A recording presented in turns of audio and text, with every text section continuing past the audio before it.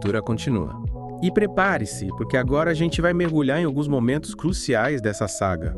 O material que você mandou destaca a conquista de Canaã como um período de grande transformação para o povo bíblico. Lembra que na primeira parte a gente falou da saída do Egito, travessia do deserto, liderança de Moisés.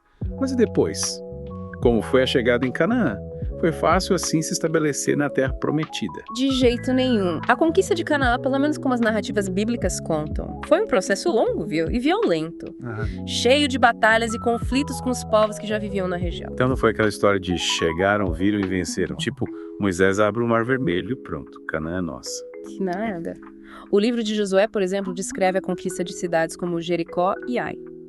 Mas também fala da resistência dos povos cananeus, que lutaram para defender seus territórios. Foi uma época de muita instabilidade, com alianças, traições e disputas de poder. Nossa. E como os israelitas se organizaram nesse novo território? Eles se espalharam por Canaã ou se concentraram em regiões específicas? As tribos de Israel se estabeleceram em diferentes regiões de Canaã, formando um mosaico de comunidades, cada uma com suas características e tradições. O material que você mandou menciona que a organização social nesse período era bem descentralizada, com cada tribo governando seu próprio território.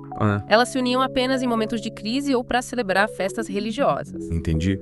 E como era a relação entre as tribos? Elas viviam numa boa ou rolava rivalidade, conflito interno? A história bíblica relata momentos de cooperação, como quando as tribos se uniam para enfrentar inimigos em comum. Mas também tem relatos de conflito e rivalidade, sabe? A gente vê isso, por exemplo, na guerra civil entre Abimeleque e seus irmãos, que está lá no livro de Juízes. A unidade entre as tribos era frágil e a falta de um governo centralizado só aumentava a instabilidade política. Parece que a vida em Canaã não era tão fácil quanto a promessa divina podia sugerir. E a religião? Os israelitas se mantiveram fiéis a Yahweh ou foram influenciados pelas crenças dos povos cananeus? Essa é uma questão importantíssima. O material que você mandou pra gente destaca a tensão entre a fé em Yahweh e a influência das religiões cananeias. A Bíblia relata casos de sincretismo religioso, ou seja, a mistura de elementos da fé em Yahweh com crenças e práticas dos povos cananeus, como a adoração de deuses da fertilidade, tipo Baal e Aserá. Lembra que na primeira parte a gente falou da hibridização cultural como uma constante na história do povo bíblico. Parece que essa mistura de crenças também fazia parte desse processo, né? Com certeza. A convivência com os povos cananeus teve um impacto enorme na cultura e na religião dos israelitas.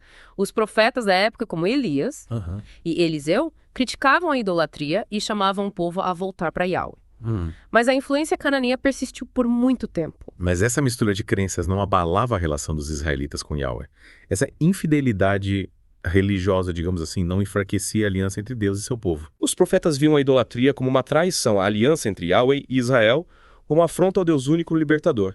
Eles alertavam sobre as consequências da infidelidade religiosa, como a opressão por outros povos e a perda da terra prometida. Mas a Bíblia também mostra a misericórdia de Yahweh, que sempre estava pronto para perdoar o seu povo quando eles se arrependiam e voltavam para ele. Parece que a história da relação entre Deus e o povo bíblico era um vai e vem entre fidelidade, infidelidade, obediência e desobediência. Uma dança complicada. E como essa dança se desenrola com a chegada da monarquia. A monarquia é um ponto de virada na história do povo bíblico. A figura do rei centraliza o poder político e religioso, unificando as tribos sob um único comando e estabelecendo um sistema de governo mais complexo. A monarquia abre novas portas, mas também traz novos desafios para a fé em Yahweh. É verdade, a gente já falou um pouco sobre Saul, o primeiro rei de Israel, e a trajetória complicada dele, mas o material que você trouxe destaca Davi como o grande rei, o modelo ideal de monarca. Por quê? Davi é celebrado na tradição bíblica como o rei escolhido por Deus, aquele que unificou as tribos de Israel, estabeleceu um reino poderoso e preparou o terreno para a construção do templo em Jerusalém. Ele é descrito como um guerreiro valente, um líder carismático e um homem segundo o coração de Deus. Mas, convenhamos, Davi também tinha seus defeitos, né? A história de Batseba, por exemplo, mostra que ele não era nenhum santo. Com certeza. A Bíblia não esconde os erros e pecados de Davi. Ela mostra como um homem complexo, capaz de grandes atos de fé e de graves falhas morais. Mas apesar de suas fraquezas, Davi é lembrado como o rei ideal, aquele que estabeleceu uma dinastia duradoura e consolidou a fé em Yahweh como a base da identidade nacional. Davi é um exemplo de como a experiência humana é complexa, né? Ele era um homem de fé, mas também um pecador, um líder poderoso, mas também capaz de cometer erros. E como essa complexidade se manifesta no reinado de seu filho, Salomão.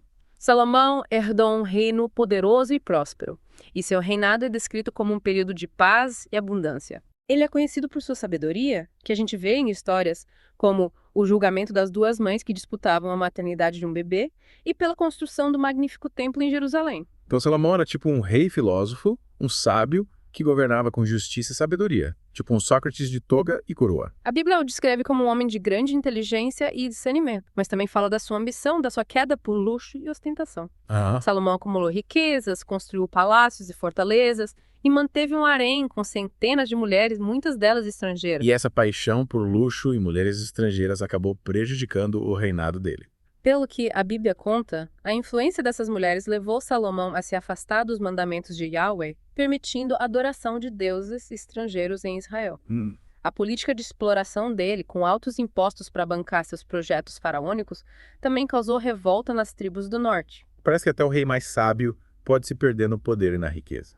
E essa queda de Salomão teve consequências para o reino de Israel. A infidelidade de Salomão teve consequências desastrosas para o Reino Unido. Depois da sua morte, as tribos do norte, lideradas por Jeroboão, se rebelaram contra a dinastia de Davi. E o resultado foram 2 reinos: Israel ao norte e Judá ao sul, que continuou fiel à casa de Davi. E essa divisão foi pacífica, ou rolou conflito e guerra? A divisão do reino deu início a um período de grande instabilidade política e religiosa. Os reinos de Israel e Judá se enfrentaram em várias guerras, o que os deixou mais fracos. Certo. E vulneráveis a impérios vizinhos, como a Síria e a Babilônia. Que vira-volta. Começamos com a promessa de um reino unido e poderoso com Davi e Salomão, e agora temos 2 reinos fragmentados e em guerra, e a fé em Yahweh. Os 2 reinos mantiveram a mesma religião ou cada um foi para um lado. A divisão do reino teve um impacto profundo na religião. Em Israel, o reino do norte, Jeroboão, criou um novo sistema de culto, com santuários em Betel e Dan, e a adoração de bezerros de ouro, tentando romper com a centralidade de Jerusalém, que continuou sendo o centro religioso do reino de Judá. Parece que a religião virou um instrumento político, né? Cada rei usava a fé para se fortalecer e legitimar seu governo. Exatamente. A religião sempre esteve ligada à política no mundo antigo. E a história dos reinos de Israel e Judá é um exemplo disso. Os profetas da época, como Amós, Osés e Isaías, criticavam a manipulação da fé para fins políticos e denunciavam a injustiça social e a opressão dos pobres. Então a divisão do reino não foi só política, mas também religiosa e social. Sem dúvida. A fragmentação do reino teve consequências em todas as áreas da vida do povo bíblico.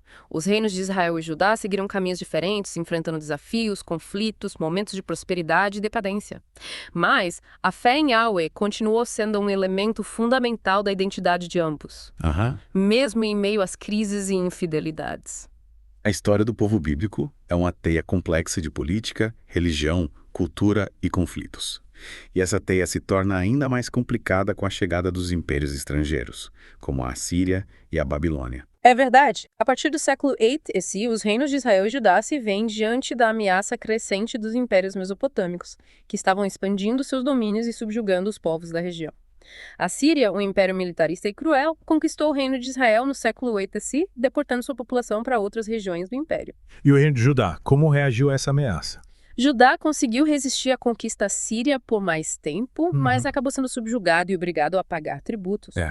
A influência síria se fez sentir na cultura, na política e na religião de Judá, gerando tensões e conflitos internos. Mas a fé em Yahweh continuou sendo um elemento fundamental da resistência e da identidade judaica. E a Babilônia, como entra nessa história? Depois da queda do Império Assírio, a Babilônia se tornou a nova potência da região. No século VI, o rei babilônico Nabucodonosor II conquistou o reino de Judá, destruindo Jerusalém e o templo, e deportando grande parte da população para a Babilônia. É o início do exílio babilônico, um período de grande sofrimento e desolação para o povo bíblico. Nossa, que tragédia! A destruição de Jerusalém e do templo, o exílio na Babilônia. Parece que a história do povo bíblico está chegando ao fim. De certa forma, sim. O exílio babilônico marca o fim da monarquia em Judá e a dispersão do povo bíblico. Mas também é um momento de profunda reflexão e renovação da fé. Os profetas do exílio, como Jeremias e Ezequiel, anunciam a esperança de um futuro retorno e restauração e a promessa de uma nova aliança entre Yahweh e seu povo. E essa promessa se cumpre.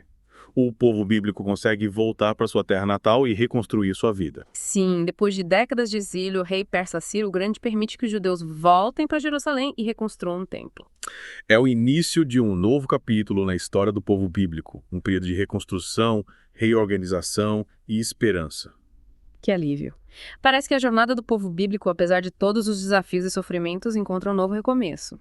Mas a gente sabe que a história não termina aí, né? O que acontece depois do retorno do exílio?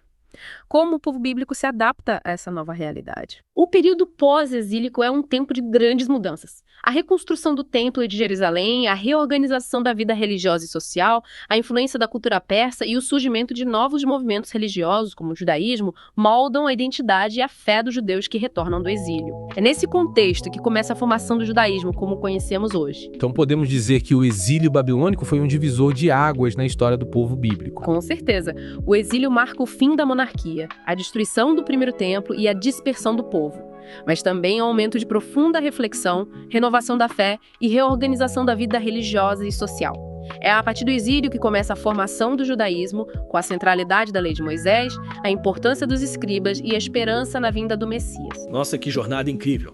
Começamos com os patriarcas nômades na Mesopotâmia, passamos pela escravidão no Egito, a conquista de Canaã, a monarquia, a divisão do reino, o exílio babilônico e chegamos ao surgimento do judaísmo. Impressionante como a cultura e a fé se entrelaçaram ao longo de toda essa história, moldando a identidade do povo bíblico e influenciando o mundo até os dias de hoje. É verdade, uma história cheia de reviravoltas, desafios, conflitos, mas também de fé, esperança e resiliência. E essa história não termina com o retorno do exílio. A partir daí, o povo bíblico, agora conhecido como judeus, continua sua jornada, enfrentando novas dificuldades, se adaptando a novas realidades e deixando um legado que atravessa os séculos. Parece que ainda temos muito o que explorar nessa saga.